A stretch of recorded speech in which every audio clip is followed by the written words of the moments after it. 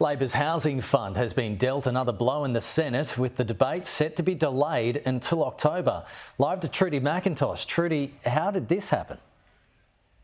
Well, Kenny, this is actually happening right now in the Senate. The Greens are teaming up with the coalition to kick the can down the road once again when it comes to a debate on Labor's $10 billion Housing Future Fund. The Greens have big problems with this. They've been in a public standoff with the Labor government for some time now. And it seems the Prime Minister's $2 billion housing announcement at the weekend, providing the money directly to the states, has done nothing to actually move the needle in terms of getting the Greens over the line.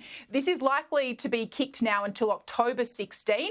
We've seen one vote on this already in the Senate, and the Greens and the coalition have enough numbers to kick this down the road. We're just waiting for this final formality now.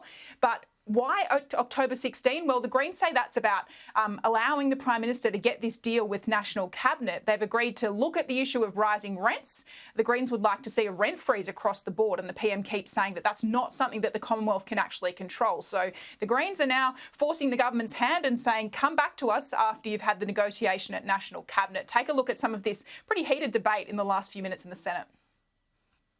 It is disappointing that so far the Prime Minister has done nothing for renters in this country. In fact, worse than that, has said it is out of his hands. I mean, come on, mate.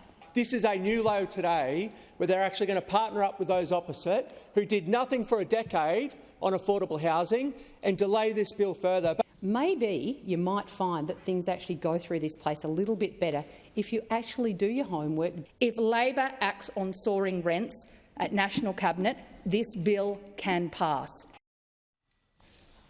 Labor is incredibly frustrated at the process we have seen. Don Farrell calling the coalition and the Greens the axis of evil. The Prime Minister has made it clear he wanted to see a vote on this because they believe the Housing Future Fund is potentially a trigger for a double dissolution election where you vote down a bill in the Senate at least 2 times and then a government can then go to the polls based on that. Now, I've just had an update on this.